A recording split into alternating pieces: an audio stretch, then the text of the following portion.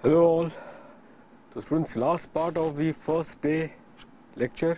तो कुल मिला के फर्स्ट लेक्चर जो है उसको 3 पार्ट में मैंने पहले बताया था, उसको डिवाइड किया। तो तकरीबन 3 पार्ट मिला के 4.5 आवर्स लेक्चर्स बन जाते हैं। अच्छा स्टूडेंट्स, नोटिस करना आप लोग फेसबुक में ये जो लिंक अगर आप देखते रहोगे तो ये फेसबुक में मैंने अपना ये लिंक डाल दिया है, दुर्गेश सिंह DSTC।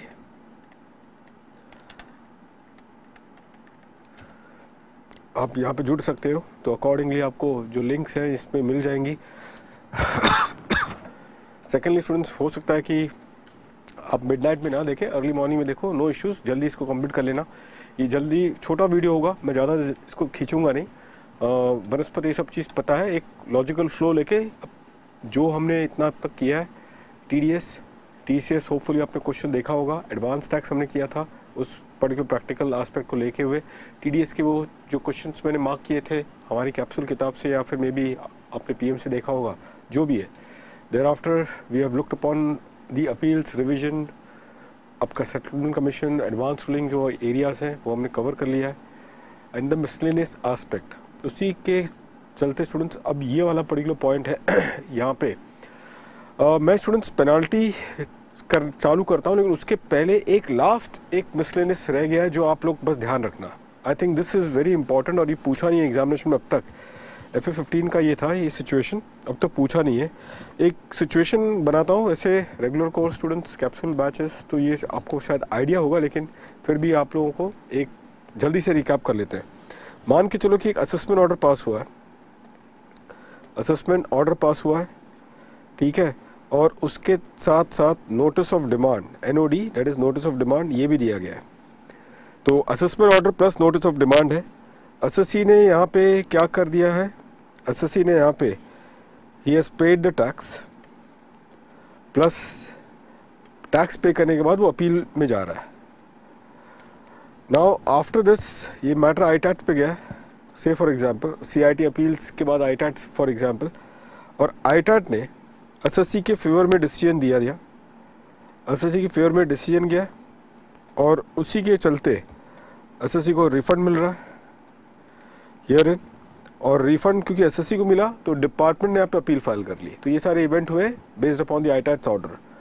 सो डिपार्टमेंट की अपील जाती है टुवर्ड्स द हाई कोर्ट, ठीक है, और रिफंड दे दिया डिपार्टमेंट ने एसएससी को, और फिर फाइनली यहाँ पे हाई कोर्ट का यहाँ पे ऑर्डर आता है जहाँ पे डिपार्टमेंट क्या हुआ, ये डिपार्टमेंट के फेवर में गया केस। अब डिपार्टमेंट यहाँ पे नोटिस ऑफ डिमांड रिकवरी करता है, एंड अकॉर्डिंगली यहाँ पे डिपार्टमेंट क्या कर रहा है, इंटरेस्ट चार्ज कर रहा है, interest on the tax due.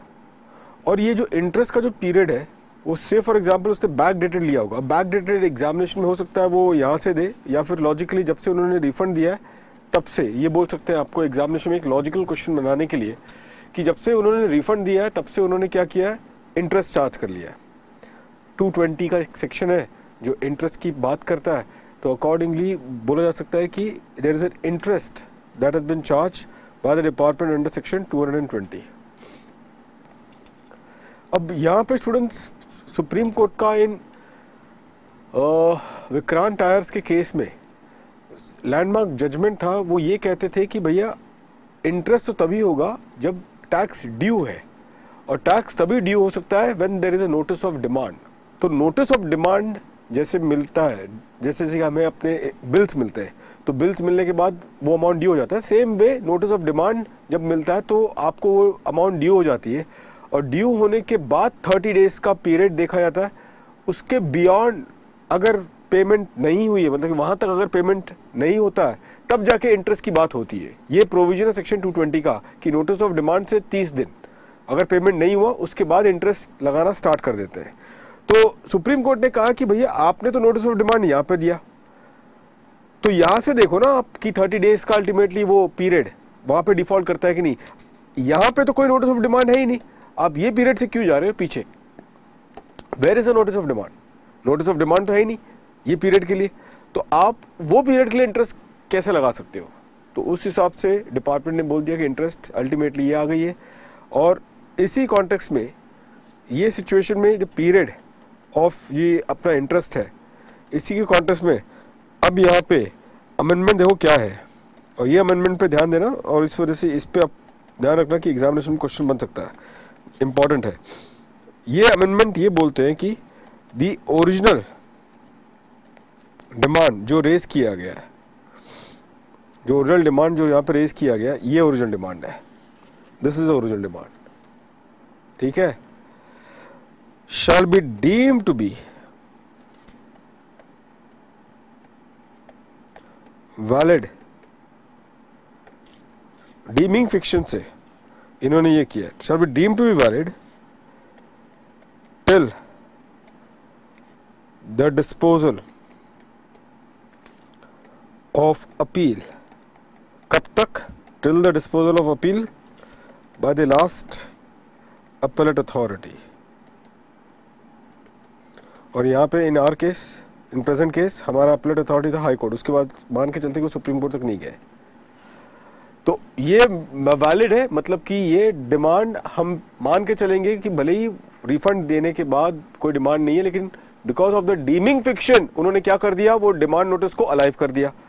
And therefore the department is justified in charging the interest for the aforesaid period, aforesaid period। ठीक है, चलो ये पर्टिकुलर पॉइंट है, बस ध्यान में रखना आप लोग, and I think that should be all. तो चलिए स्टूडेंट्स, यहाँ तक हमने उसको कैप्चर कर लिया है।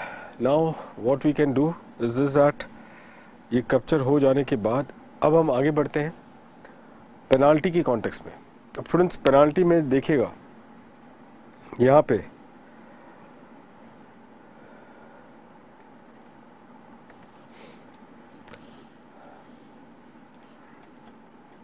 पेनाल्टी में दो चीज़ हैं जो आप लोग ध्यान में रखें।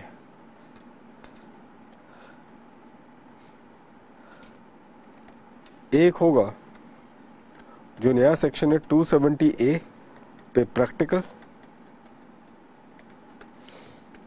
और ये आप रेफर कर लेना या तो हमारे कैप्सूल बुक से, अगर कैप्सूल बुक रेफर किया होगा तो एक प्रैक्टिकल उसका क्वेश्चन देख लेना। स्पेसिफिकली स्टूडेंट्स वो वाला देखना क्वेश्चन जहाँ पे मैट की इम्प्लीकेशन भी आती है, मतलब कि वो वाले क्वेश्चन को आप रेफर करें जहाँ पे मैट पे भी क्या है, एक तरीके से देयर इज एन अवॉइडेंस। ठीक है, तो जहाँ पे अवॉइडेंस है मैट का, आप अगर हो सके तो वो देख लें, या फिर आप MTP अगर आपने रेफ़र किया तो वो देख लें, या फिर आपने मॉडल टेस्ट पेपर जो हमारा है वो देख लें, या फिर PM में से या RTP में से एक क्वेश्चन इसका देख के इसको आप अपने कैप्चर कर लें। मैट पे मतलब कि बुक प्रॉफिट में भी देखा गया है कि SSC ने जो ऑफर किया था बुक प्रॉफिट, और डिपार्टमेंट का जो असेस्ड बुक प्रॉफिट है उसमें भी क्या है, देयर इज अ डिफरेंस। इसमें सिर्फ एक ही पॉइंट ध्यान रखना, इसमें एक स्पेशल पॉइंट है, बस आप लोग को बता दूं, शेयर कर लेता हूं। से फॉर एग्जाम्पल, बी केयरफुल, ये जो कैलकुलेशन में से एक कंटिंजेंट लायबिलिटी है, आपको पता होगा कि 115 JB में जब हम कंप्यूटेशन करते हैं तो अगर कंटिंजेंट लायबिलिटी, अगर net profit as per schedule 6 companies act के हिसाब से, अगर नेट प्रॉफिट जो आपने बनाया है उसमें अगर कंटिंजेंट लायबिलिटी डेबिट है तो बुक प्रॉफिट के कैलकुलेशन करते समय हमें एक एडजस्टमेंट देना पड़ता है, और उसमें से एक एडजस्टमेंट है of the contingent liability if debited has to be added back.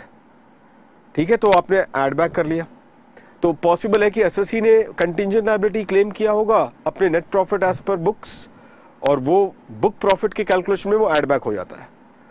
मुद्दा ये है कि कंटिंजेंट लायबिलिटी SSC ने, हम मान के चलते हैं कि अपने टैक्स, नॉर्मल टैक्स रिटर्न में, जब नॉर्मल टोटल इनकम कंपटीशन जब SSC ने किया होगा तो वो कंटिंजेंट लायबिलिटी को उसकी भी डेबिट ली रहेगी, कंटिंजेंट लायबिलिटी की उसकी भी डेबिट ली रहेगी। अब सबसे बड़ा क्वेश्चन यहाँ पर यह आता है कि जब वो बुक प्रॉफिट की कैलकुलेशन करे, सॉरी, जब वो असेसमेंट में, जब AO जब वो असेसमेंट कर रहा है टोटल इनकम का, तो वो भी कंटिंजेंट लायबिलिटी को क्या करेगा, एड बैक करेगा। He will also try to add back the contingent liability. मानते हो ना इस बात को? बिल्कुल। तो ऐसे पर्टिकुलर केस में यहाँ पे अगर वो 2 एडिशंस होता है तो जो अंडर रिपोर्टिंग ऑफ इनकम उसकी जो कैलकुलेशन हम करेंगे, ये एक ही आइटम का 2 जगह एडिशंस हम लेके डबल टैक्सेशन ये नहीं करेंगे, मतलब कि 2 बार एक ही अमाउंट पे पेनाल्टी लगाना ये सही नहीं होगा।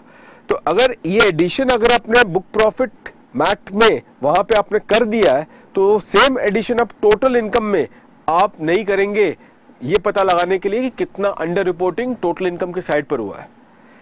तो ये बस बात आप ध्यान रखना कि कॉमन आइटम्स जो एड बैक हो जाते हैं on account of under reporting के चार्ज के हिसाब से, तो वो कॉमन आइटम को आप डबल टाइम आप उसको अंडर रिपोर्टिंग के कैलकुलेशन में नहीं लोगे। एक ही जगह लिया था बुक प्रॉफिट में, तो आप बाद में टोटल इनकम के कॉन्टेक्स्ट में नहीं करोगे। ठीक है, तो बस ये चीज़ आप लोग ध्यान में रखना। आई थिंक वो एक क्वेश्चन देख के प्रैक्टिकल खत्म करना। उसके अलावा स्टूडेंट्स सेक्शन 270AA, अच्छा अब जमाना एकदम फ्लैट रेट हो गया पेनाल्टी का, वो मैंने आपको बता दिया। मैंने आपको ये भी बताया था जब पढ़ाया था आपको कि ये आईडीटी से इंस्पायर होकर उन्होंने ये अमेंडमेंट करवाई है। अब एक डिस्क्रिशनरी मैकेनिज्म को हटा के उन्होंने एक फ्लैट पर्टिकुलर परसेंटेज अप्लाई करवा दिया है। यही झलक हमें दिखता है और एक सेक्शन में जहां पे अमेंडमेंट हुआ है। मान लो सर्च के लिए 271AA सर्च में पेनाल्टी लगता है in the year of search, जिस साल वो क्या करते हैं पेनाल्टी लगाते हैं, तो वो ईयर ऑफ सर्च की पेनाल्टी 271AA में आती है। और एक साल आता है फॉर 271AA में 271AA में जो पेनाल्टी लगती है वो या तो ईयर ऑफ सर्च की लगेगी या तो दैट फाइनेंशियल ईयर, वो financial year which falls with in the specified year of 6 years, जो छठा साल, वो भी 6 ईयर भी कवर हो सकता है।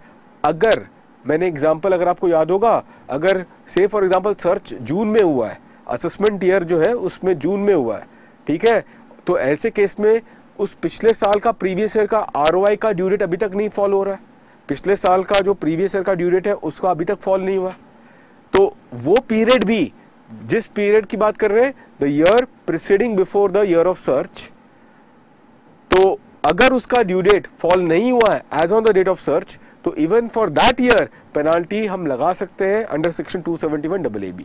तो 271AA में 2 ईयर की पेनाल्टी आती है। तो उसमें भी पहले जो लास्ट क्लॉज था उसमें हम 30 से लेकर 90% करते थे, अब वो डिस्क्रिशन चला गया है। आपको मालूम है 10% है, 20% है, फिर last clause before the amendment 30 to 90% हुआ करता था, तो अब 271AA में वो कर दिया उन्होंने 60%। So that is the point. अच्छा 271AA क्या करता है, इस पेनाल्टी की इम्यूनिटी दिलवाता है। तो किन केस में इम्यूनिटी दी जाती है या इसकी रिलीफ कब मिलेगी, तो वो कुछ कंडीशंस दिए कि एसएससी ने वो डिस्क्लोजर दे दिया है। अच्छा वो केस में इम्यूनिटी मिलेगी जहाँ पे under reporting is not on account of miss reporting, SSC ने फुल्ली कोऑपरेट किया है, प्लस एसएससी ने अपनी जो टैक्स अमाउंट है वो क्या कर दिया, पूरी तरह से पे कर दिया है। तो अगर plus SSC has waived to file an appeal, वो भी पॉइंट है। तो उसके कंडीशंस ध्यान रखना स्टूडेंट्स, इसके आप कंडीशंस बस ध्यान रखना, जो थियरी की कंडीशंस है वो आप ध्यान में रख के चले, जो मैंने आपके साथ अभी डिस्कस किया, and that exactly what needs to be looked upon. बस ये कंप्लीट है and I think that should be all. तो एक बार ये 2 चीज़ को एक बार देख लें अपने एंड पे, और फिर बाद में द केस लॉ साइड जो यहाँ पे बनेगा इस कॉन्टेक्स्ट में, केस लॉ का वो पर्टिकुलर पॉइंट है। इसमें जो केस लॉज हैं स्टूडेंट्स, यहाँ पे जो पेनाल्टी के कॉन्टेक्स्ट में है, इसके केस लॉज इंपॉर्टेंट है। 2 केस लॉज ये आ रहे हैं, एक तो students section 269SS and section 269TT। These are the 2 particular इस सिचुएशन में यहाँ पे आप केस लॉज पे ध्यान रखिएगा। प्लस इस पे आपको पता है कि फाइनेंस एक्ट 2015 में एक अमेंडमेंट हुआ था, and if you are aware of this particular amendment कि स्पेसिफाइड अमाउंट, मालूम है वो स्पेसिफाइड अमाउंट किसके लिए था, for what that particular specified amount was all about. वो स्पेसिफाइड अमाउंट क्या था, that specified amount was in respect of specified sum for transfer of immovable property. तो अगर कोई अगर एडवांस कस्टमर अगर पे करता है और वो कैश में पे करता है in excess of ₹20,000, otherwise then by way of the specified mode, तो ऐसे केस में एक्सेप्ट करने पे उससे बिल्डर को से फॉर एग्जांपल 269 एसएस के डिफॉल्ट के चलते पेनाल्टी लगा दी जाएगी and that penalty would be under section 271D which is equivalent to the amount of such default. जितना सच डिफॉल्ट है उसका अमाउंट तक का पेनाल्टी लगा दिया जाएगा। So that exactly one thing that you should be careful about it. अब जहाँ तक स्टूडेंट्स केस लॉस की बात है, इसमें दो केस लॉस काफ़ी इंपॉर्टेंट है फॉर योर एग्जामिनेशन जो ICAI ने भी कवर कर रखा है। एक तो मुथूट फाइनेंसर्स है 2015 दिल्ली हाई कोर्ट। इसमें पॉइंट मैंने आपको बता दिए कि वो कौन से होंगे। यहाँ पे पार्टनरशिप फॉर्म था और पार्टनरशिप फॉर्म ने पार्टनर से क्या किया है, पार्टनर से ये उसने लोन एक्सेप्ट किया है। तो ऐसे केस में लोन एक्सेप्ट करने पे और कैश लोन लिया है तो क्या ऐसे सिचुएशन में वो पेनाल्टी लगा सकता है पार्टनरशिप फॉर्म पे? तो दो सिचुएशन है यहाँ पे स्टूडेंट्स। यहाँ पे एक चीज़ आपने नोटिस करना, 269 SS का जो लैंग्वेज है और 269T का भी जो लैंग्वेज है that require to distinct person, क्योंकि वो ऐसे लिखते हैं कि no person shall accept from any person, no person shall accept from any person which implies there has to be a plurality, मतलब कि मिनिमम यहाँ पे दो पर्सन का होना जरूरी है। Now there are certain contradictory decision of the court जिसके बेसिस पे कुछ केस में कोर्ट में ये कहा गया है कि भाई penalty firm and the partner are distinct person. कुछ केस में कोर्ट में ये कहा गया है कि नहीं, the court, the firm and the partner are the same person. So there is a contradictory in the decisions which are available before us right now. तो contradiction है, वो एक बात हुई। दूसरी बात जो स्टूडेंट्स इक्वली इंपॉर्टेंट है वो ये है कि जहाँ तक ये पार्टनर का सोर्स था उसको कोई चैलेंज नहीं कर रहा था कि भाई ये इसके पास, पार्टनर के पास उतने पैसे हैं देने के लिए, तो उसके सोर्स की भी कोई ये नहीं थी कि कोई ब्लैक मनी का तो हवाला तो कुछ नहीं कर रहा है, ऐसा कुछ था नहीं। तो ये सब चलते हुए फाइनली बाद में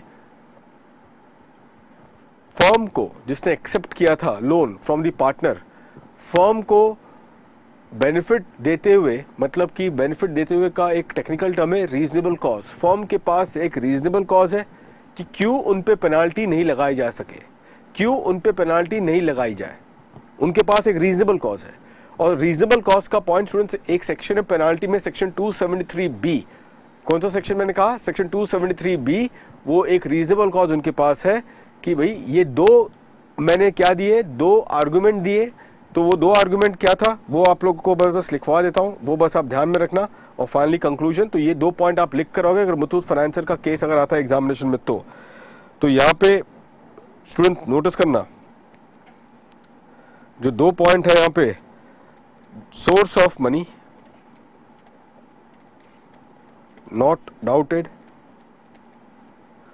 ये एक है। जहाँ तक दूसरा पॉइंट की बात है, ट्रांजैक्शन जो है वो बोनाफाइड है।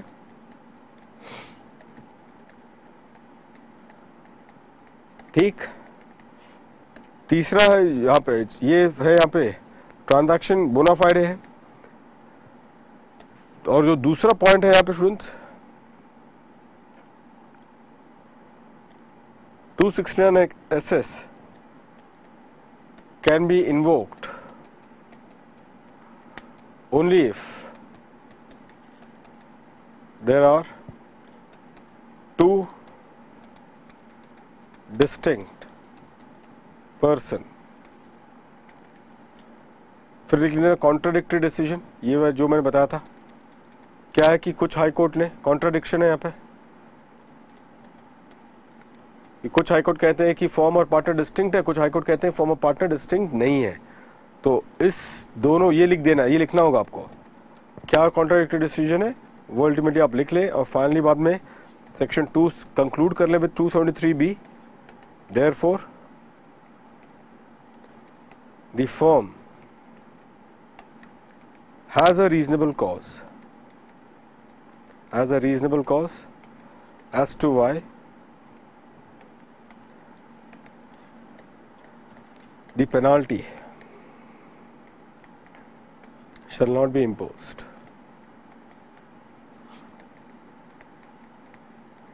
ठीक है, चलिए तो ये कंप्लीट हो गया आप लोग का। Fine students, now with this we move to the next particular point अब और एक केस लॉ स्टूडेंट्स यहाँ पे जो कि CBDT का एक सर्कुलर है, ये तो मुथूट फाइनेंस का हो गया था। सेकंड में CBDT का सर्कुलर है number 9/2016, circular number 9/2016। Fine, circular number 9/2016 ये वाला पर्टिकुलर पॉइंट है यहाँ पे। और इस सिचुएशन में स्टूडेंट्स ये पॉइंट था, देखिए एकदम सिंपल है। पहली बात यहाँ पे ध्यान रखना, 2-3 चीज़ें हैं कि क्या पेनाल्टी प्रोसीडिंग्स का अथॉरिटी AO है ना, इनिशिएट कौन कर सकता है पेनाल्टी प्रोसीडिंग्स। हुआ ये कि असेसिंग ऑफिसर, देखो क्वेश्चन ऐसा बनेगा, असेसिंग ऑफिसर जब असेसमेंट कर रहा था तो उसने कुछ ऐसा केस पाया जहाँ पे उसने देखा कि फर्म ने एक्सेप्ट किया है से लोन, एग्जाम्पल दे रहा हूँ, ओके, लोन इन कैश, और इसी बेसिस पे किसी से भी लोन लिया रहेगा। द एसएससी ने लोन लिया किससे, इन कैश, और वो डिफॉल्ट कर रहा है 20,000 का। और यही पॉइंट के चलते फर्म ने, जो AO ने जो है वो उन्होंने इनिशिएट कर दी penalty proceeding under section 271D। ये ऐसा क्वेश्चन बनेगा, that the AO has initiated the penalty proceeding under section 271D। क्या असेसिंग ऑफिसर के पास ज्यूरिसडिक्शन है to initiate the proceedings under section 271D? तो उसका आंसर क्या कहोगे आप? No, he doesn't have that jurisdiction. ये पेनाल्टी ऑफ 271D स्टूडेंट ध्यान रखना, वो कौन लगा सकता है? लगा सकता है सिर्फ और सिर्फ JCIT। तो अकॉर्डिंगली ये JCIT है जो शो कॉज नोटिस क्या है, इशू करेगा। तो the authority to initiate the penalty is with the JCIT। तो शो कॉज नोटिस जो दिया जाएगा वो कौन देगा कि हम आप पे पेनाल्टी क्यों ना लगाए, वो शो कॉज नोटिस का अथॉरिटी किसके पास है? JCIT। ये 271D स्पेसिफिकली कहता है। ये पहली बात हो गई जो आपको ध्यान में रखना है। Who has got the authority to initiate the proceedings under section 271D?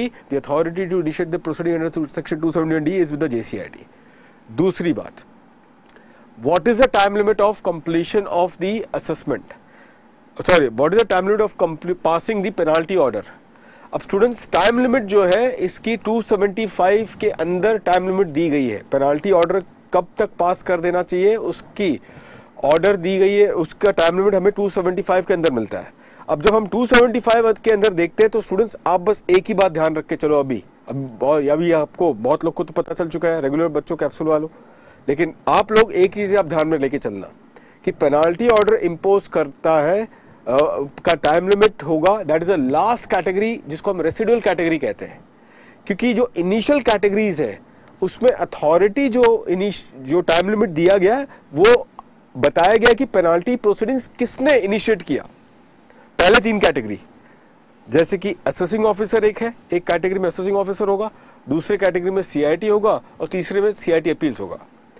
और मैंने अभी आपको थोड़ी देर पहले बताया कि जो अथॉरिटी है जो 271D की पेनाल्टी को इंपोज करता है, दैट अथॉरिटी इज JCIT। और इसी वजह से इसकी जो टाइम लिमिट है वो लास्ट कैटेगरी में फॉल होती है। तो ये भी सर्कुलर है जो अब तक पूछा नहीं है, लास्ट RTP में पूछा रखा था इसको, लेकिन अब तक इसको कवर नहीं किया एग्जामिनेशन में। तो इस सर्कुलर से students there are 2 things which should be always looked upon, और वो है आपका अथॉरिटी टू इनिशिएट। ये सर्कुलर किसके लिए? 271D की पेनाल्टी के लिए। authority to initiate penalty under this section, और दूसरा जो है the time limit to pass penalty order। तो यहां पे लिखना only JCIT can issue the show cause notice under section 271D। मतलब कि इनिशिएट वही कर सकता है। और यहां पे लिखना residual category under section 275 1C। 275 1C। तो ये लास्ट कैटेगरी ध्यान रखना, वो इसके लिए बनेगा, तो उसको पेनाल्टी ऑर्डर पास इस टाइम तक कर लेना चाहिए। This exactly what you need to remember. ठीक है स्टूडेंट्स, तो ये आपकी पेनाल्टी की स्कोप है। अगर आपको स्टूडेंट्स यहाँ पे समय मिल पाए इस सिचुएशन में, तो आप लोग काम कर लेना। कैप्सूल में से क्वेश्चन नंबर 6 का एक प्रैक्टिकल क्वेश्चन देख लेना। ज़्यादा वैसे ज़रूरत नहीं है, लेकिन अगर हो सके तो देख लो, otherwise I think the homework होप का हो जाएगा, otherwise not required. Fine, with this अब हम असेसमेंट के लास्ट पर्टिकुलर कैटेगरी में आते हैं स्टूडेंट्स, और मैं क्विकली इसको रैप अप करता हूँ with a particular flow chart. अब वैसे तो आपको आइडिया है कि असेसमेंट के कॉन्टेक्स्ट में क्या है, तो ये सिचुएशन में आप लोगों को थोड़ी सी जानकारी भी देते हुए इसको हम एक कंप्लीशन लेवल पे लेकर आते हैं। So let's have a look towards our assessment procedures which are being there. तो स्टूडेंट्स यहाँ पे जो असेसमेंट का पॉइंट है हमारा, which we will try to look upon to it right now, इसके अंदर मैंने अब तक आपको 147 का कॉम्प्रिहेंसिवली मैंने सब चीज़ आपको करवा दिया है as far as 147 was concern. 147 के सारे पहलू हमने अब कवर कर लिए। वो चीज़ थे मतलब केस लॉस रिलेटेड थे, प्लस जो अमेंडमेंट भी था वो भी मैंने कवर करवा लिया। अब ये सिचुएशन में स्टूडेंट्स नोटिस आप लोग करेंगे यहाँ पे असेसमेंट प्रोसीजर में। अब आप एक काम करना, अगर आप लोग ये चार्ट बना रहे हो तो you can just make it across to the एक हॉरिजॉन्टल बुक को फैला दें और उसको उस हिसाब से एक बार एक चार्ट के थ्रू से रिवाइज करें। ठीक है, मेरे पास जगह नहीं है तो मैं अगले स्लाइड पे जा सकता हूँ कि मेरे पास जगह कम हो जाएगी, तो इस वजह से आप सोचना कि ये पूरा एक बड़ा पेज बन जाएगा, लेकिन एक ही झटके में ये पूरा बाकी assessment including income tax authority के स्पेशल पॉइंट्स ये कवर हो जाएंगे, और फिर फाइनली इसको कंक्लूड कर देंगे विथ वन केस लॉ। चलो मैं एक काम करता हूँ, एक वो केस लॉ वो ध्यान रखना स्टूडेंट्स, हेमंत कुमार सिंधी का एक केस है, हेमंत कुमार सिंधी का एक केस है जो कि है इन द कॉन्टेक्स्ट ऑफ सर्च। तो वो मैं पहले आपसे डिस्कस करता हूँ। अब आपको रहेगा कि स्टूडेंट्स की सर्च में सर क्या करें, तो सर्च में स्टूडेंट्स मैं आपको बता रहा हूँ, सर्च के कॉन्टेक्स्ट में 3 थिंग्स वो आप लोग ध्यान में रखना, जो आप लोग को याद रखना है ये सिचुएशन में। वो 3 चीज़ क्या है, एक है आपका वो थियोरेटिकली क्वेश्चन पूछ सकते हैं आपको in the context of search, और वो होगा डीम्ड सीजर।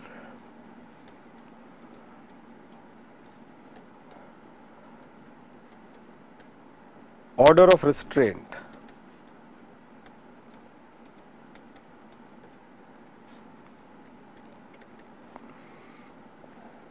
ये जो 4 चीज है थियोरी क्वेश्चन है। मैंने बताया गया कि प्रैक्टिकली जहां पॉसिबल नहीं है आप उसको सीज कर पाओ, तो उस हिसाब से क्या है अल्टीमेटली आप एक डीम सीजर का ऑर्डर पास कर सकते हो, तो वो पर्टिकुलर पॉइंट बनता है। ऑर्डर ऑफ रिस्ट्रेंट वो वाले कैटेगरी जो अदर देन दिस कैटेगरी है। यहाँ पे एग्जांपल आपको दिया गया था, से फॉर एग्जांपल फिक्स डिपॉजिट एक एग्जांपल यहाँ पे था, एफडी का एक एग्जांपल बन रहा था यहाँ पे, ठीक है ना। तो वो अदर देन फर्स्ट कैटेगरी है, तो ये दोनों थियोरेटिकली है। यहाँ पे इसको जल्दी से, ये भी आपका होमवर्क हो जाएगा, तो जल्दी से एक बार इसको ये कर ले। आफ्टर दिस जो पॉइंट है, थर्ड पॉइंट, वो होगा सेक्शन 132B। ये होता है स्टूडेंट्स की एप्लीकेशन कैसे किया जाएगा, application of seized asset. Quickly मैं आपके साथ ये बता देता हूँ सीज्ड एसेट की एप्लीकेशन कैसे की जाएगी। पहली बात ये है स्टूडेंट्स की जो एग्जिस्टिंग लायबिलिटी है, अब इसी कॉन्टेक्स्ट में एक केस लॉ आ रहा है, इसी कॉन्टेक्स्ट में इसका केस लॉ आ रहा है, हेमंत कुमार सिंधी।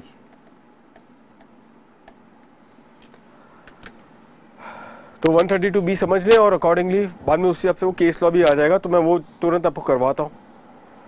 तो स्टूडेंट्स यहाँ पे 132B कहता है कि एग्जिस्टिंग लायबिलिटी के लिए आपको क्या करना पड़ेगा, आपको ये अपने जो सीज्ड एसेट है वो आप उसको क्या कर सकते हो, इस्तेमाल कर सकते हो।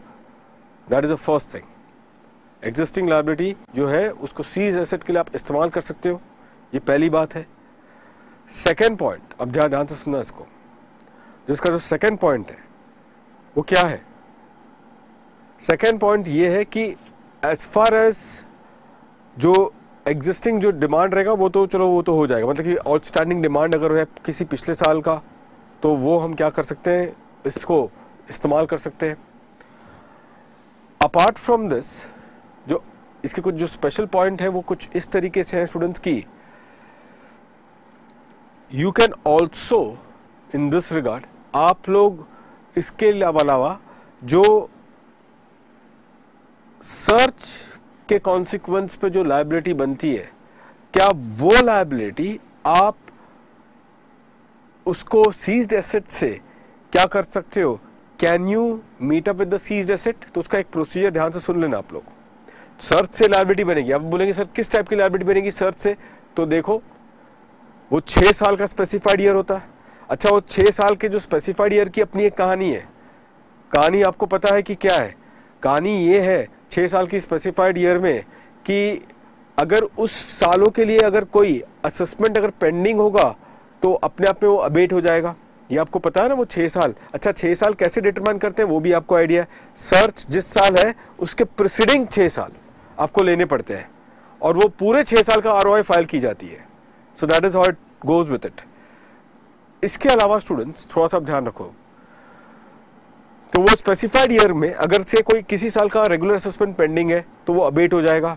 अगर असेसमेंट स्टार्ट ही नहीं, मतलब उसको समरी असेसमेंट 143(1) के अंदर ही उसको सल्टा दिया गया होगा तो फिर फर्स्ट टाइम असेसमेंट 153A, जो सर्च का असेसमेंट 153A में होता है, वो सेक्शन के अंदर इसकी असेसमेंट की जाएगी। तो वो है हमारा दूसरा case for that 6 years period जो मैं आपके साथ बता रहा हूं। इसके अलावा स्टूडेंट्स और एक पर्टिकुलर पॉइंट ध्यान रखें आप लोग, 153A के असेसमेंट में वो 6 साल तो आ गया, बट ईयर ऑफ सर्च जो है that is not covered in that specified period. 6 साल तो हम तो प्रीसीडिंग 6 साल लेते हैं, लेकिन जो ईयर ऑफ असेसमेंट है that is not covered in the preceding period. Year of assessment का तो रिटर्न फाइल होगा 139(1) में, नॉर्मल रिटर्न फाइल होगा, ठीक है ना, वो तो नॉर्मल रिटर्न फाइल होगा जो नॉर्मल रिटर्न के सेक्शंस है। अच्छा, जो ईयर ऑफ सर्च है उसका आप असेसमेंट भी करोगे रेगुलर असेसमेंट में, रेगुलर असेसमेंट ही की जाएगी उसकी भी। 6 साल का जो पीरियड है स्पेसिफाइड पीरियड है उसकी असेसमेंट 153A में किया जाएगा, उसकी रिटर्न 153A में फाइल की जाएगी। 153A में सब चीज है, रिटर्न फाइल करना 153A में होगा और आपको ये असेसमेंट ऑर्डर भी 153A में पास करना है। लेकिन जो 7वां साल है that is year of search, उसके लिए रिटर्न नॉर्मल रिटर्न फाइल होगा और ऑर्डर जो पास होगा वो 143 में पास होगा। इसमें बस एक ही पॉइंट समझने वाली बात है स्टूडेंट्स, और वो ये है, बस ध्यान से सुनो इस बात को। जनरली रेगुलर असेसमेंट का टाइम लिमिट हमने देखा है, and what is that time limit of the regular assessment? 21 months from the end of the relevant AY, या फिर 33 months from the end of the relevant AY अगर वो transfer pricing का case होगा तो। ये जनरल टाइम लिमिट है for the regular assessment जो आप 143 या 144 में करते हो। लेकिन अगर ये सर्च का केस बना स्टूडेंट्स, अगर ये सर्च का केस बना तो वो 7वां साल जिसकी रिटर्न 139 में जा रही है, जिसका ऑर्डर 143 में पास हो रहा है, उसकी टाइम लिमिट भी सेम होगी as compare to the time limit of passing of the order for the 6 specified year, for the 6 specified year. तो ये पूरे 6 साल प्लस 7th ईयर, ये पूरे पीरियड के लिए आपकी असेसमेंट पे जो लायबिलिटी बनेगी वो प्लस पेनाल्टी जो बनेगा। अब पेनाल्टी के लिए तो 2 सेक्शन है हमारे पास, अब एक तो 271A है और एक है आपका 271AA है। पेनाल्टी के लिए 2 सेक्शन है, 270A and 270AA, 271AA। 271AA students एक पॉइंट ध्यान रखना, जहां पे 271AA लगता है वहां पे 271A नहीं लगेगा। तो 271AA किस पीरियड के लिए लगता है? मैंने अभी थोड़ी देर पहले बताया था, वो लग सकता है for 2 years maximum, that is the year of search, and also the 6th year falling in the specified period, 6th year falling in the specified period if what? If the due date of that year has not expired before the search has been conducted. तो वो 6th year जो specified period में follow हो रहा है उसकी penalty भी 271 में लगाई जा सकती है। तो आपकी क्या लायबिलिटी बनेगी स्टूडेंट्स बताएं? असेसमेंट होगा 6th year plus 7th year, उसकी असेसमेंट से जो टैक्स की लायबिलिटी बनेगी वो, प्लस पेनाल्टी जो बनेगा वो 270A या फिर 271 में जो पेनाल्टी बनेगा वो सब लायबिलिटी अलॉन्ग विथ इंटरेस्ट जो इस पे चार्ज होगा वो हम क्या कर सकते हैं, जो डिटरमाइन हो चुका है, ध्यान रखना है, विच इज डिटरमाइन, वो सब हम क्या कर सकते हैं, we can recover the money from what, from the seized asset. लेकिन ध्यान रखना स्टूडेंट्स, एक प्रोसीजर है यहाँ पे, और प्रोसीजर ये है कि पहले आपको एसएससी को नोटिस देना पड़ेगा ऑफ द लायबिलिटी जो आपने क्रिएट किया है, डिटरमाइन किया है, और अगर एसएससी इसको पे नहीं कर पाता है तब जाके ही आप क्या करोगे, सीज्ड एसेट से वो लायबिलिटी जो अभी मैंने आप डिफाइन किया था उस लायबिलिटी को आप सीज्ड एसेट के साथ आप इस्तेमाल कर सकते हो। तो अब उसी बैकड्रॉप में ये केस क्लॉज देखते हैं स्टूडेंट्स, हेमंत कुमार सिंधी। हेमंत कुमार सिंधी में बस एकदम सिंपल चीज है स्टूडेंट्स, रेड हुआ था इनके यहाँ पे और इन्होंने कन्फेशन दे दिया था as to the source from where the seized asset, जो एसेट उन्होंने सीज किया है उसका सोर्स का कन्फेशन उन्होंने at the time of search ही दे दिया था टू द ऑथराइज्ड ऑफिसर्स। तो अकॉर्डिंगली कन्फेशन स्टेटमेंट था, सोर्स कहाँ से आया था उन्होंने दे दिया था, ये सीज एसेट जो उन्होंने सीज करके लेके गए। अब इन्होंने एप्लीकेशन किया बिफोर दी डिपार्टमेंट। एप्लीकेशन ये था उनका कि भैया जब हमने आपको बता दिया है कि what is a source from where we have got this particular assets, तो आप एक काम कर लो, तो आपको हमने बता दिया उसकी लायबिलिटी कितनी बनेगी वो अभी आपके अंदाज में है, तो काइंडली एडजस्ट। एसएससी ने एप्लीकेशन दे दिया। अच्छा ध्यान रखना, अभी तक असेसमेंट कंप्लीट नहीं हुआ था, असेसमेंट अभी तक कंप्लीट नहीं हुआ था, तो एसएससी ने एप्लीकेशन ये देते हुए बोला कि kindly adjust the seized asset from the liability जो हमने कन्फेस कर दिया। तो एसएससी का कन्फेशन स्टेटमेंट सर्च के समय था, तो वो लायबिलिटी को आप प्लीज सीज्ड एसेट से एडजस्ट कर ले। ऐसा एसएससी ने क्यों किया था जानते हो? ताकि अगर वो बोलता है कि इसको एडजस्ट कर लो तो वो बोलेगा कि देखो फिर जो इंटरेस्ट है उससे तो मुझे निजात मिल जाएगी, इंटरेस्ट जो होगा वो उससे निजात मिल जाएगा, क्योंकि इंटरेस्ट भी तो बड़ा पीरियड बनता रहेगा। तो क्योंकि वो पहले ही बोलता है कि इसको अभी एडजस्ट कर लो, तो क्वेश्चन ये बना है कि क्या इस तरीके से एप्लीकेशन करके क्या ये एडजस्टमेंट पॉसिबल है? To that the answer is no. क्यों? क्योंकि थोड़ी देर पहले गौर किया होगा स्टूडेंट्स, मैंने आपको बोला था कि 132B के अंदर आप क्या करोगे, वो जो specified period plus 7th year का जो डिटरमाइंड लायबिलिटी है, डिटरमाइंड लायबिलिटी, और डिटरमाइंड कब होगा, जब आप ऑर्डर पास करोगे तब जाके जो डिटरमाइंड लायबिलिटी है वही डिटरमाइंड लायबिलिटी को क्या करोगे, you will adjust against the seized asset अगर एसएससी फेल कर जाए to make the payment thereon.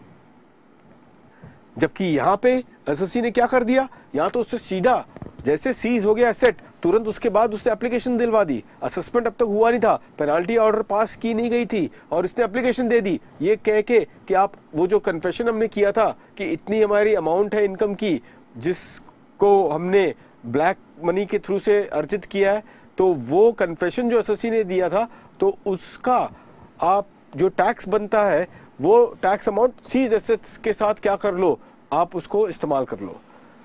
जबकि अभी तक ऑर्डर पास नहीं हुआ था, तो जब ऑर्डर नहीं पास हुआ होगा तो लायबिलिटी कैसे डिटरमाइन हुई होगी, और जब लायबिलिटी डिटरमाइन नहीं होगी तो क्या वो अथॉरिटी है to adjust against the seized asset? And the answer is no. Seized asset can be utilized only to adjust the liability, determined liability, और डिटरमाइन कब होगा, जब ऑर्डर पास होगा। किस ऑर्डर की बात कर रहे हैं? Assessment as well as the penalty. तो विद दैट स्टूडेंट्स ये चीज़ यहाँ पे कंप्लीट हो जाती है। तो इस कॉन्टेक्स्ट में हमने ये पूरी तरह से इसको कर लिया, सर्च भी मैंने आपको करवा दिया। Now with that one assessment का फाइनल पार्ट जरा जल्दी से देख लो students. Now with this we will be done with this particular thing comprehensively. आइए इसमें स्टूडेंट्स रिटर्न ऑफ इनकम में आपको पता है सारे अमेंडमेंट्स क्या है, ये हल्के फुल्के अमेंडमेंट्स है। एक तो आपका आरओआई में अब आपको देखना होगा जो रेसिडुअल कैटेगरी है जैसे कि इंडिविजुअल HUF, AOP, BOI, जो वो कैटेगरी है उनके लिए क्या होगा, आर्टिफिशियल ज्यूरिसडिक्शनल पर्सन। तो ये जो कैटेगरी है उनको अब मैंडेटरीली रिटर्न फाइल करना पड़ेगा for the relevant AY with effect from AY 17-18। कब से वो उनको रिटर्न फाइल करना पड़ेगा? इफ द GTI, ध्यान रखना, if the GTI before giving the effect of section 1038 is exceeding the basic exemption limit. तो GTI before giving the effect of section 1038, if it exceeds the basic exemption limit, तब जाके there is a mandatory requirement to file the return of income. ये amendment है। बाकी और भी amendment आपको मालूम है, टाइम लिमिट में उन्होंने छेड़खानी की है, लेकिन टाइम लिमिट के पहले ध्यान रखना 139(3) में लॉस रिटर्न में उन्होंने 73A को रेफर कर दिया। 73A को रेफर कर दिया कि अगर आपको स्पेसिफाइड बिजनेस के लॉस को कैरी फॉरवर्ड करवाना है तो आपको ROI फाइल करना पड़ेगा within the due date of 139(1). साथ ही साथ पे स्टूडेंट ध्यान रखना, इस ड्यू डेट का अपने अपने इंपॉर्टेंस है। 139(1) का ड्यू डेट का कुछ इंपॉर्टेंस है। चैप्टर 6 में अगर डिडक्शन ATIA, ATIB, ये सारे सेक्शंस में अगर आपको डिडक्शन चाहिए तो आपको उस पर्टिकुलर सेक्शन में, वहाँ पे चैप्टर 6 में लिखा है कि अगर डिडक्शन अगर आपको इन सेक्शंस में चाहिए तो आपको ROI फाइल करना पड़ेगा again before the due date of filing of the ROI, due date of filing of the ROI under section 139(1). तो ये ड्यू डेट की अहमियत है। अच्छा, दूसरा है आपका बिलेटेड रिटर्न। तो अब स्टूडेंट्स आपको क्या करना पड़ेगा, maximum time limit to file the belated return is within the end of the relevant AY। पहले 1 ईयर था, अब उन्होंने वही AY के एंड वाले पीरियड में आपको करना है। जहाँ तक रिवाइज रिटर्न है उसमें भी अब अमेंडमेंट आ गया। टाइम लिमिट में अमेंडमेंट नहीं है, रिवाइज रिटर्न में टाइम लिमिट सेम है अभी भी, 1 year from the end of the relevant AY। जो टाइम लिमिट में अमेंडमेंट है वो कुछ नहीं हुआ है, टाइम लिमिट का अमेंडमेंट सिर्फ और सिर्फ बिलेटेड रिटर्न के लिए हुआ है। तो जो 139(5) में जो रिवाइज रिटर्न का जो ये अमेंडमेंट है वो अमेंडमेंट है नाउ, विच इज क्या अमेंडमेंट है, that even a belated return can be revised. तो जगदीश चंद्र सिन्हा का जो जजमेंट था उसको ओवररूल करता है ये पर्टिकुलर अमेंडमेंट ऑफ FS 16। तो स्टूडेंट्स हमारा स्टार्टिंग पॉइंट मैं यहाँ से ले लेता हूँ कि भैया ROI फाइल्ड हुआ है, ठीक है। किस सेक्शन में आपने फाइल किया है? 2 सेक्शन होंगे, 139(1) या फिर 139(4). ये 2 सेक्शन का जो ROI है इसको आप रिवाइज कर सकते हो। So that is subject matter of revision. ये ध्यान रखना 139(5) इसकी टाइम लिमिट चेंज हो चुकी है, ये चीज़ आप लोग ध्यान रखें। फाइन। अब स्टूडेंट्स ये जो ROI आपने फाइल किया है उसके अब देखो 2 ऑप्शंस हैं। पहला तो ऑप्शन 1 है, क्या है कि फर्स्ट ऑप्शन ये होगा कि ये समरी असेसमेंट में ही ख़त्म हो जाएगा, ठीक है ना। समरी असेसमेंट में ही ये पूरी तरह से ख़त्म हो जाएगा। समरी असेसमेंट स्टूडेंट्स इसकी ऑब्जेक्टिव क्या है और इसकी टाइम लिमिट क्या है बताओ। What is the objective of summary assessment? जल्दी जल्दी लिखते रहना, ये सब चीज़ फ्लो एक साथ करके ख़त्म कर देंगे। और इसकी टाइम लिमिट क्या है समरी असेसमेंट पास करने की? ऑब्जेक्टिव स्टूडेंट्स जहाँ तक इसकी ऑब्जेक्टिव है, यहाँ पे करना होगा इसको रेक्टिफिकेशन ऑफ मिस्टेक। वही बात है apparent from record, rectification of apparent mistake लिख दो, रेक्टिफिकेशन ऑफ अपरेंट मिस्टेक, ये एक है।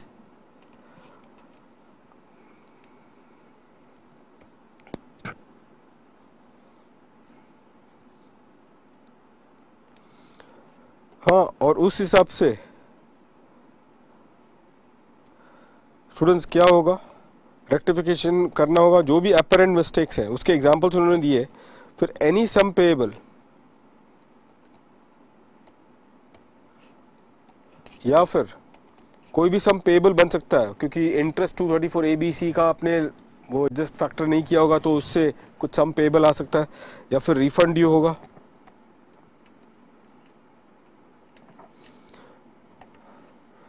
या फिर नो असेसमेंट, मतलब कि कुछ भी अमाउंट नहीं है। जैसे कि आप अगर रिटर्न फाइल करो तो आपको पता है आपका ना तो कोई सम पेएबल है ना कोई रिफंड ड्यू है, इस तरीके से आएगा। स्टूडेंट्स यहाँ पर अभी भी एक FA16 का अमेंडमेंट है। देखो छोटे छोटे अमेंडमेंट्स लगा के रखे हैं और किस तरीके से पूछेंगे पता नहीं, इसके लिए अमेंडमेंट ध्यान रखना आप लोग। यहाँ पे FA16 का अमेंडमेंट है कि बिफोर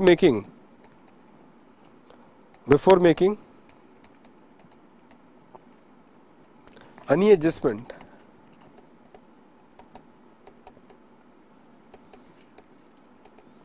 intimation is required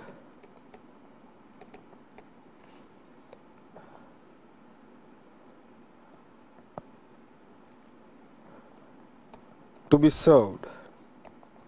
मतलब कि अगर आप सम पेएबल अगर आ रहा है उसका या रिफंड अगर कम करने की बात हो रही है तो आप उस इफेक्ट का एक इंटीमेशन दे दें, ठीक है। एडजस्टमेंट करने के पहले intimation is required to be served to the SSC, ठीक है। intimation is required to be served to the SSC। if no response, अगर कोई response ही नहीं है, if no response from SSC is received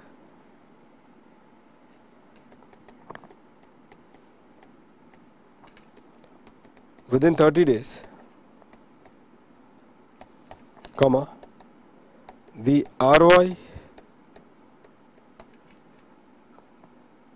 shall be processed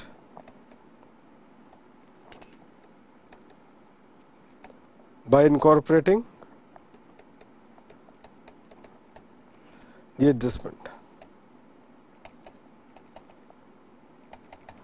by incorporating the adjustment, ठीक है।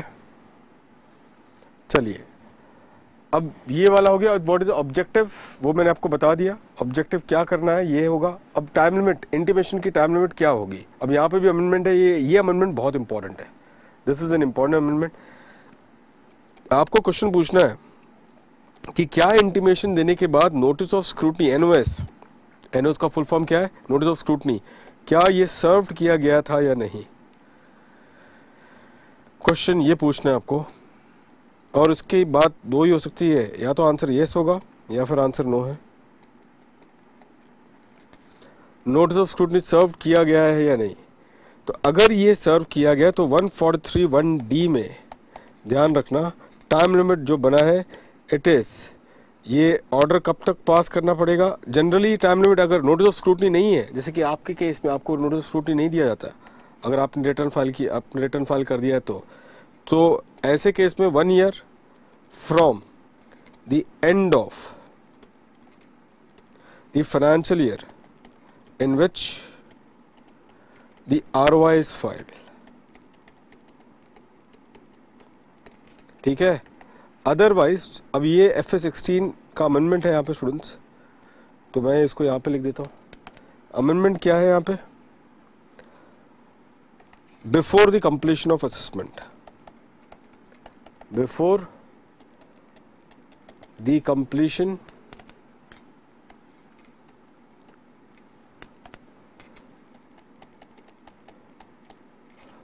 Of assessment. अगर notice of scrutiny दिया तो definitely assessment start हो गया होगा, और अगर असेसमेंट स्टार्ट हो गया होगा तो डेफिनेटली उसकी ऑर्डर पास होगी। तो जब ऑर्डर पास करने के पहले, before the completion of assessment, ये चीज ध्यान रखें आप, ठीक है। तो ये 1 year वाला टाइम नहीं होगा, ये before the completion of assessment, ये मैक्सिमम टाइम लिमिट है। This is a maximum time limit. चलिए स्टूडेंट्स, ये पर्टिकुलर पॉइंट है इस सिचुएशन में। अब ऑप्शन 2, या तो जैसे कि बहुत सारे केस समरी असेसमेंट में ख़त्म हो जाते हैं, ये एक बात हमने देखी है, बहुत सारे केस समरी असेसमेंट में ख़त्म हो जाते हैं। और जहाँ तक दूसरी बात है स्टूडेंट्स, दूसरी बात है यहाँ पे ऑप्शन 2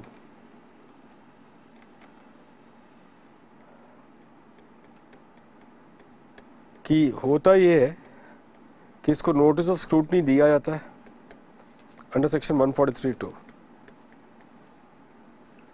143(2) तो नोटिस ऑफ स्क्रूटनी इसको दिया जा सकता है अंडर 143(2). तो जो नोटिस ऑफ स्क्रूटनी अगर आप देते हो अंडर सेक्शन 143(2), तो इस कॉन्टेक्स्ट में स्टूडेंट्स यहाँ पे ध्यान रखें, उसकी वही दो बातें हैं। नोटिस ऑफ स्क्रूटनी की ऑब्जेक्टिव क्या है, व्हाट इज द ऑब्जेक्टिव, देखिए सारे प्रोविजंस कवर हो गए, और उसकी टाइम लिमिट क्या है, कब तक दे सकते हो। तो यहाँ पर है to verify under payment of tax, कि कम टैक्स पे हुआ है वो वेरीफाई करना है, ये एक चीज़ है। और दूसरा उसकी टाइम लिमिट है to serve the notice of scrutiny, service of notice of scrutiny, उसकी time limit NOS, serve NOS का मतलब क्या है, service of the notice of scrutiny. तो टाइम लिमिट क्या है स्टूडेंट्स इसकी, 6 months from the end of the financial year in which ROI has been filed. तो 6 months from the end of 6 months from the end of the financial year in which the ROI is filed. 6 months from the end of the financial year in which the ROI is filed. ठीक है students, तो ये particular point यहाँ पे बनता है। और students एक बार नोटिस आपने दे दिया, स्क्रूटनी नोटिस दे दिया, तो एक तरीके से हम कह सकते हैं कि पेंडेंसी बनती है असेसमेंट की। तो अब मैं एक आपको फाइनलिटी बता देता हूँ, जबकि अलग बात है कि मैं अब अगले स्लाइड में जाऊँगा, लेकिन ये स्लाइड में एक तरीके से बता दूंगा कि कैसे ये पूरा कंप्लीट होगा। ऑब्जेक्टिव और टाइम लिमिट आपने ये कर दिया। Now in this regard students, यहाँ पे इस कॉन्टेक्स्ट में ऑप्शन 2 में ये ध्यान रखें आप, ऑप्शन 2 में अब ये हम लोग बोल सकते हैं कि पेंडेंसी है, और पेंडेंसी हो के फिर फाइनली कैसे ये कंप्लीट होगा, ऑर्डर पास करेंगे आप, ऑर्डर आप 143 रेगुलर असेसमेंट या 144 में, अगर हम रेगुलर असेसमेंट तक ही सीमित अपने आप को करें तो रेगुलर असेसमेंट, तो ये रेगुलर असेसमेंट का ऑर्डर पास करके so we will get what, the completion of assessment, complete हो गया assessment, isn't it? तो ये बनता है। अब इसमें स्टूडेंट्स क्या है, इसमें टाइम लिमिट में चेंजेस है, वो 21 मंथ्स है, 24 महीने का 3 महीने घटा दिया, और अगर ट्रांसफर प्राइसिंग का केस रहेगा तो 31 मंथ्स, तो 21 months and 33 months from the end of the relevant AY, and of the relevant AY, RAY, ठीक है। तो ये चीज़ आप लोग को ध्यान देना है, 21 months और 33 months from the end of the relevant AY. Fine students. अच्छा, अब जो ये जो पेंडेंसी है स्टूडेंट्स, पेंडेंसी इस पे स्ट्रिक्ट करते हैं हम लोग, और मैं अभी अगली स्लाइड में जा रहा हूँ। ऑर्डर के लिए जो पॉइंट था, टाइम लिमिट था मैक्सिमम, बस वही बात आपको ध्यान में रखनी थी इस कॉन्टेक्स्ट में। और फिर फाइनली टाइम लिमिट, ये जो टाइम लिमिट 153 में है, टाइम लिमिट कहाँ पर है, किस सेक्शन वैसे याद रखने की जरूरत नहीं है, लेकिन फिर भी 153 में टाइम लिमिट है। अब जो पेंडेंसी है स्टूडेंट्स, यहाँ पे चीज़ आप लोग ध्यान में रखें, पेंडेंसी के कॉन्टेक्स्ट में इस सिचुएशन में, अगले स्लाइड में आ जाओ, पेंडेंसी के कॉन्टेक्स्ट में। तो चलिए जल्दी से ये कंप्लीट कर लेते हैं। इसमें एक दो बातें ध्यान रखें आप लोग, I think then that should be all. तो इसी सिचुएशन में क्या हमारे पास सीन है, पेंडेंसी में दो चीज़ें हैं, दो मेन ये है, ज़्यादा इम्पोर्टेंट वो है यहाँ पे power of the AO, AO के पास पावर क्या है,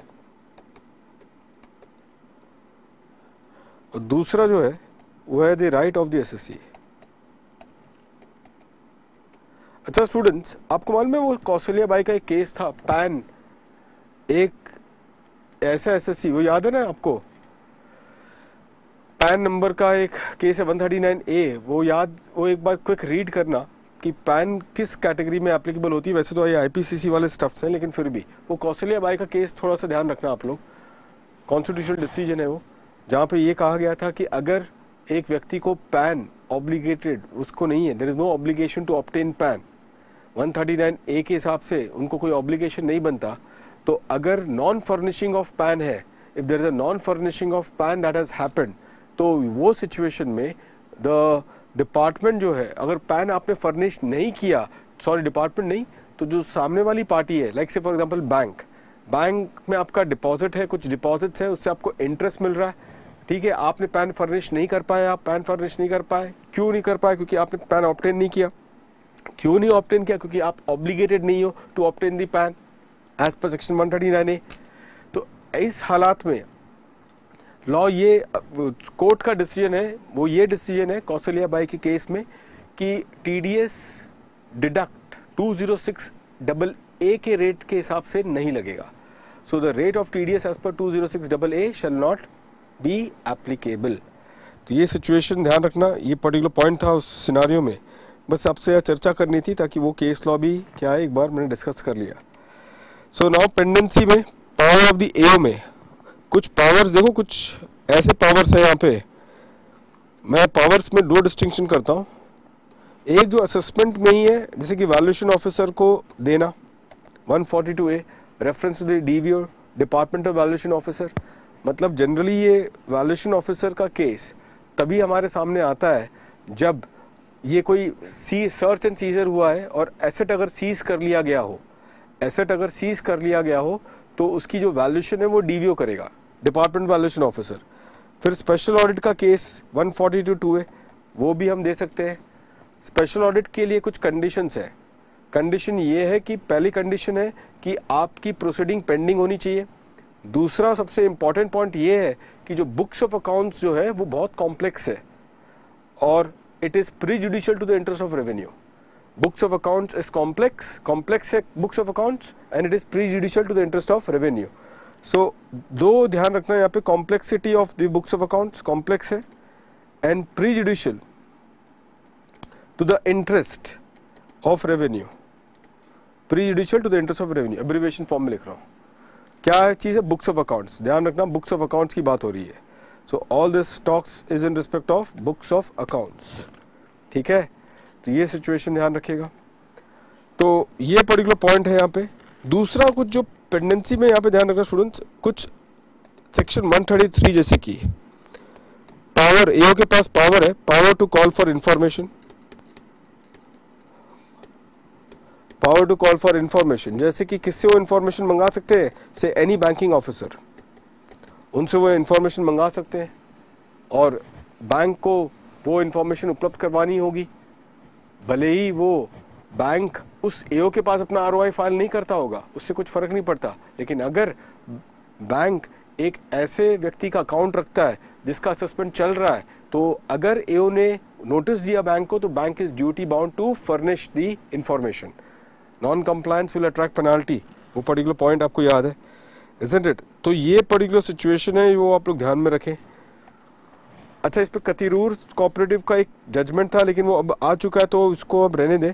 131 में ये जो समन्स का कैटेगरी है, समन्स दिया जा सकता है। The power of what? Discovery.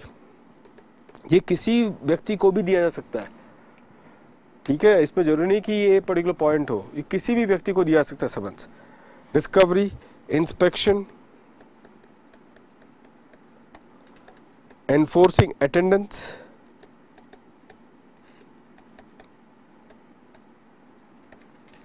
compelling production of books of accounts,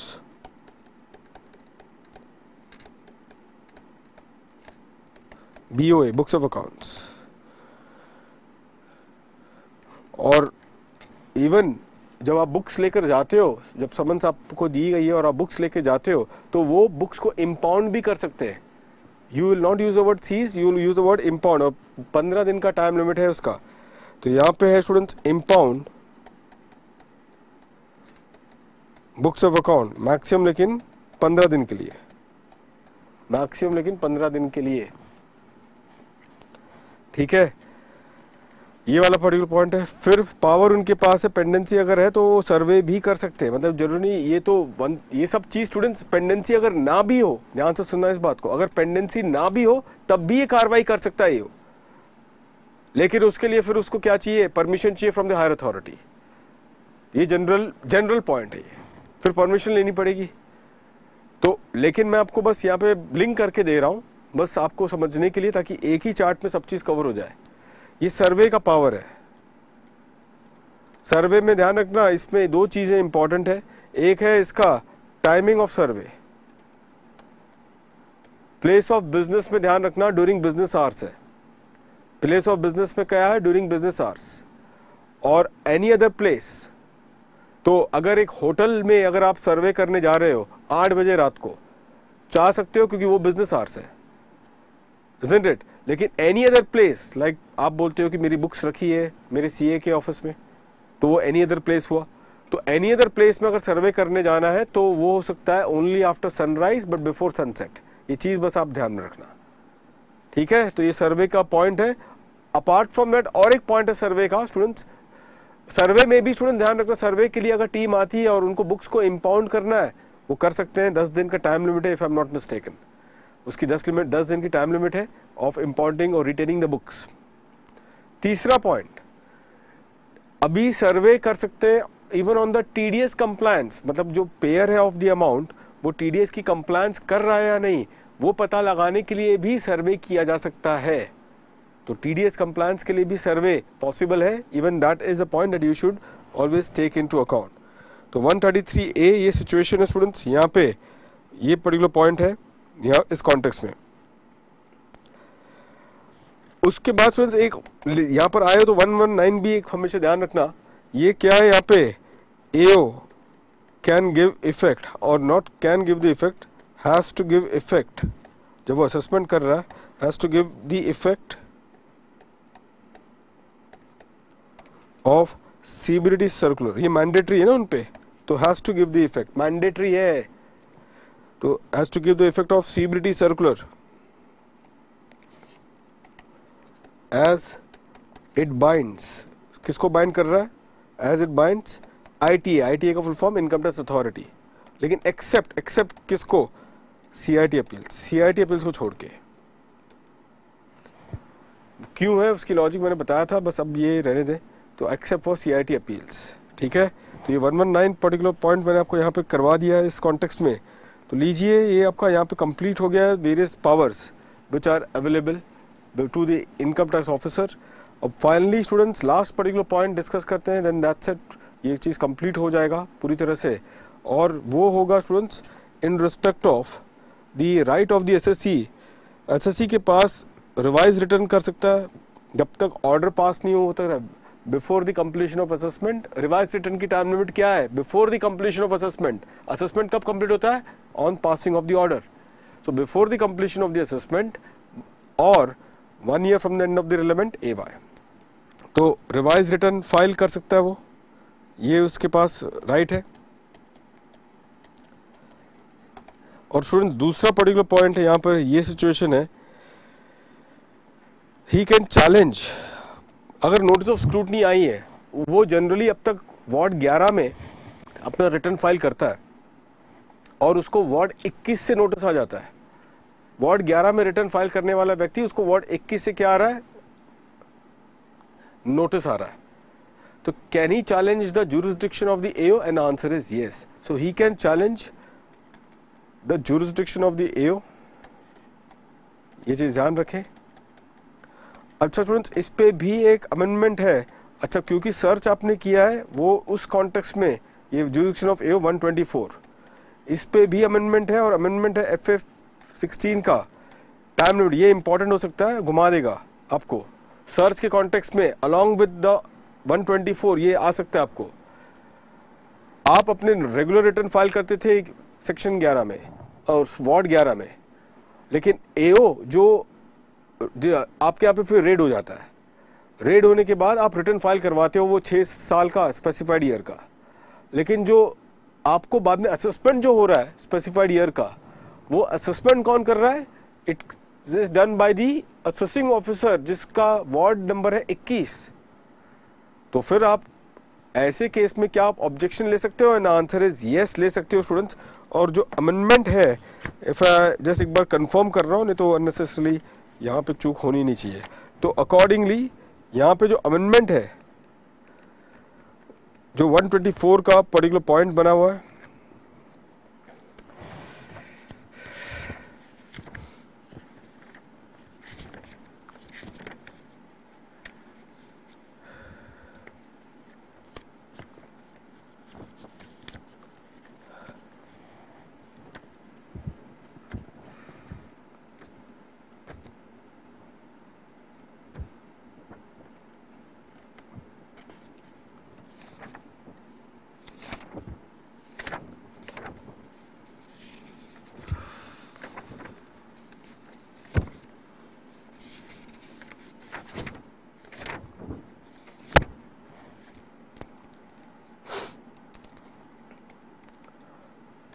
तो यहाँ पे लिखना in respect where search is initiated,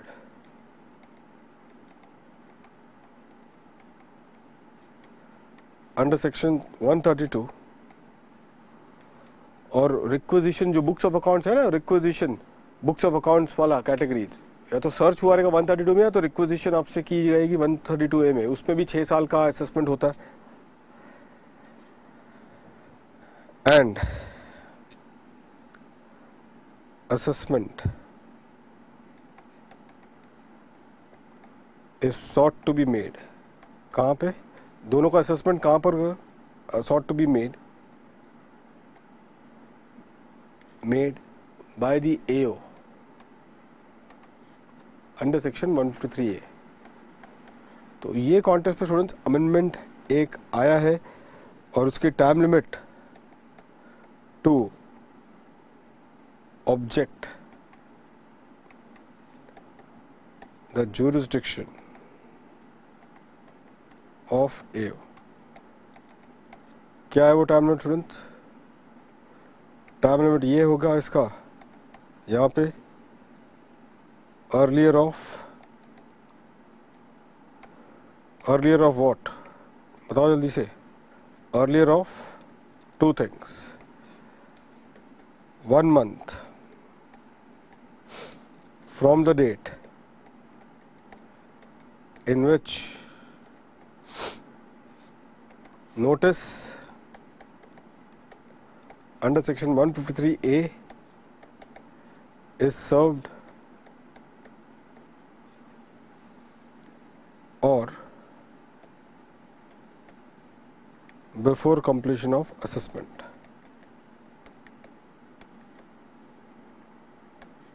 under section 153A। तो ये इसकी टाइम लिमिट है, जो कि आप लोग ध्यान में रखें, ये सिचुएशन बनता है। And I think that should be all in this regard. अब बस स्टूडेंट्स तो ये पर्टिकुलर पॉइंट है। एक और एक सेक्शन है स्टूडेंट्स 127, CIT क्या कर सकता है, AO का से केस ट्रांसफ़र कर सकता है किसी दूसरे AO को, अगर उसको लगता है नहीं भाई ये कैसे कर पाएगा काम, इतना बड़ा केस कभी इसने हैंडल किया नहीं है, तो AO ऐसे केस में ट्रांसफ़र कर सकता है एक पर्टिकुलर AO से दूसरे पर्टिकुलर AO के पास। उस सिचुएशन में स्टूडेंट्स आपको बस एक ही चीज़ ध्यान रखना है, अगर within the same city अगर ट्रांसफ़र हुआ है तो before transfer has been made कोई भी अपॉर्चुनिटी ऑफ हर्ड SSC को देने की आवश्यकता नहीं है। Before the transfer is made, क्योंकि सेम सिटी में हुआ है तो कोई भी अपॉर्चुनिटी आपको SSC को नहीं देना है। लेकिन अगर डिफरेंट सिटी में हुआ है तो अपॉर्चुनिटी देना ज़रूरी है, क्योंकि SSC को काफ़ी आपत्ति या फिर काफ़ी तकलीफ़ हो सकती है। तो ये पर्टिकुलर पॉइंट है स्टूडेंट। जाते जाते अब आप क्योंकि ख़त्म हो रहा है ये सेशन, एक पॉइंट आप मुझे बताओ, आपको मैंने यहाँ पे अभी भी बताया था एक केस लॉ, अभी वो याद आ रहा है, यहाँ पे लिंक किया जा सकता है, जो अभी अभी मैंने केस लॉ आपके साथ डिस्कस की थी इस सिचुएशन में, और वो केस लॉ था इन रिस्पेक्ट ऑफ व्हाट, कि भाई क्या पेनाल्टी, ये 269 SS पे हम जब कर रहे थे मुथूट फाइनेंसर का, तो वहाँ पे मैंने बताया था कि पार्टनर से आपने क्या किया, फर्म ने लोन लिया है, तो अगर पार्टनर से अगर फर्म ने लोन लिया है तो क्या फर्म पे पेनाल्टी लगाई जा सकती है 271D में? To that the answer is no. Students एक वेंकटेश्वर राव सेक्शन 68 में, याद है स्टूडेंट्स 68 में सारे डीम्ड इनकम बनते हैं, और आपको पता ही है 68 से लेके 69D तक जितने भी पर्टिकुलर केसेस हैं उसका फ्लैट रेट पे डीम्ड इनकम जो भी इस सारे सेक्शन में बनता है, आपको बस इतना याद रखना है, डीम्ड इनकम ये सारे सेक्शन में जो होता है वो फ्लैट 30% के रेट पे without any deduction of any expenditure और सेट ऑफ लॉसेस, उसके बगैर फ्लैट 30% पे टैक्स लगता है। वो रेट आपके पास है। अच्छा, उस पर एक छोटा सा केस लॉ है तेलंगाना एंड आंध्र प्रदेश हाईकोर्ट का इन M वेंकटेश्वर राव, वो हमारे केस लॉ बुकलेट है, शायद आपको पता भी है कि देखो यही सेम कंसेप्ट है कि अगर एक न्यूली इनकॉर्पोरेटेड फर्म में अगर एक पार्टनर क्या करता है से अपना कैपिटल इंट्रोड्यूस करता है, if the partner is introducing capital, तो प्लीज कंफ्यूज मत हो जाना, अगर पार्टनर कैपिटल इंट्रोड्यूस कर रहा है तो वो किसका केस लॉ पूछ रहे हैं, वो किसका केस लॉ पूछ रहे हैं स्टूडेंट्स, पार्टनर कैपिटल अगर वो कर रहा है, जल्दी मेरे साथ बोलिए आप लोग, अपने अपने घर पे भी बोलिए, किस पे अल्टीमेटली वो कर रहा है, ही इज डूइंग, वो केस लॉ पूछा है of M Venkateshwar Rao, Telangana Andhra Pradesh high court, जो सेक्शन 68 को लग कर है। अगर फर्म से लोन लिया है और पेनाल्टी की बात हो रही है फर्म पे, तो वो मुथूट फाइनेंसर का केस वो पूछ रहे हैं। तो प्लीज मिक्सअप मत कर जाना। तो वहां पे ये कहा गया था कि भैया अगर कैपिटल फर्म को मिलता है तो उसमें कोई भी आपत्ति नहीं होनी चाहिए, एज फार एज ये कहें कि भाई फर्म ने कोई ब्लैक मनी लिया है, जो कैश क्रेडिट फर्म के हाथ में आई है on account of capital introduction, तो उससे आप 68 की इंक्वायरी नहीं बिठा सकते हो ऑन दी फर्म, क्योंकि ये क्या है, कैपिटल इंट्रोडक्शन का पॉइंट है। अलग बात है कि आप पार्टनर को, क्योंकि पार्टनर के बुक्स में स्टूडेंट्स बताओ क्या होगा, पार्टनर के बुक्स में वो इन्वेस्टमेंट झलकेगा, इन्वेस्टमेंट इन दी फर्म। तो आप पार्टनर को पूछ सकते हो कि आपके पास पैसा कहां से आया टू मेक द इन्वेस्टमेंट, और अगर वो सेटिस्फैक्टरी रिप्लाई ना कर पाए तो पार्टनर पे आप क्या कर सकते हो, you can make the case of unexplained investment, और उससे आपसे डीम्ड इनकम तैयार की जा सकती है। लेकिन इस पर्टिकुलर पॉइंट पे आप लोग थोड़ा सा ध्यान रखना, ठीक है। तो वो M Venkateshwar Rao, that's only one thing जो कि यहाँ पे आप लोग बस केयरफुल रहना, डोंट मेक अ मिस्टेक वहाँ पे कर आना, नहीं तो अननेसेसरी इतना आसान चीज़ों पे अगर आप मिस्टेक करोगे तो बेकार में तकलीफ हो जाएगी। सो आई थिंक स्टूडेंट्स ये बस डिस्कस करना था मुझे आपको अभी के अभी इस कॉन्टेक्स्ट में। सो एम वेंकटेश्वर राव वो प्लीज़ देख लेना, वो हमारी किताब में है मिसलेनियस सेगमेंट में, वो एक बार देख लेना, नोट कर लेना उसकी रीजंस क्या दिए गए हैं, वो पॉइंट को बस नोट कर लेना। तो अब मैं कंप्लीट करता हूँ, ये हो गया वीडियो। तो प्लीज़ ये आप देख ले एम वेंकटेश्वर राव केस, और आप जॉट डाउन कर लें वो एनालिसिस में क्या पॉइंट लिखा गया है वो उस पर। That's it, primary students. तो फर्स्ट डे अब हमने TDS, TCS, एडवांस टैक्स, ये वीडियो में मैंने 220 का इंटरेस्ट भी कवर कर लिया है, search, assessment in consequence of search, penalty में बस आपके एंड पे 270A मैंने बताया क्या क्वेश्चन देखना है वो देख लेना, पेनाल्टी के केस लॉस 269SS 269T पे जो पेनाल्टी लगेगी वो, देयर आफ्टर इसके पहले हमने क्या किया था, appeals, revision, rectification, settlement commission and AAR। तो बहुत बड़ा हिस्सा स्टूडेंट्स आज इसका के पेपर में कंप्लीट हुआ है। जो होमवर्क मैंने बताया वो कंप्लीट कर लेना। मैं ये भी बताता हूँ स्टूडेंट, जितना हमने किया है वो आप कल रात को एक बार फिर से रिवाइज कर लेना, ठीक है। होमवर्क जल्दी कर लें आप लोग, जो मैंने बताया थोड़ा ही है बस आपके लिए, कुछ ज़्यादा मैंने रखा नहीं है। कल की एक बस फाइनल वीडियो होगी स्टूडेंट, सुबह को आप देखेंगे, आप अपना आँख खोले सुबह को 6 बजे, और एक वीडियो में अप करवा दूंगा, और वो 3 आवर्स की होगी, और वो 3 आवर्स की वीडियो में हम अल्टीमेटली करेंगे transfer pricing, international taxation, capital gains के स्पेसिफिक मुद्दे जो मुझे लगते हैं एक्सपेक्टेड है, बिजनेस एंड प्रोफेशन का बड़े सेक्शंस कर लेंगे, ताकि छोटे सेक्शंस फिर आपको टाइम लगेगा नहीं अपने एंड पे इसको रैप अप करने के लिए। और फाइनली आपको हो सकेगा, अगर टाइम परमिट करेगा, तो चैरिटेबल ट्रस्ट में कोशिश करूंगा स्टूडेंट्स उसकी केस लॉज और उसका एक अमेंडमेंट करवा के कंप्लीट कर लूँ, ताकि क्या हो जाएगा, एक अच्छा खासा एरिया कवर होके आप फिर इत्मीनान से after 10 o'clock tomorrow you can proceed further, ठीक है। बहुत छोटे छोटे एरियाज बच जाएंगे स्टूडेंट्स, इंश्योर करना, बने रहना, and I think you will feel life in this paper. See you then tomorrow, good night, study hard. अब बस 2 पेपर है स्टूडेंट्स, हिम्मत मत हारो, पूरी जोश में रहना, बस 2 पेपर का सवाल है, DT एंड IDT।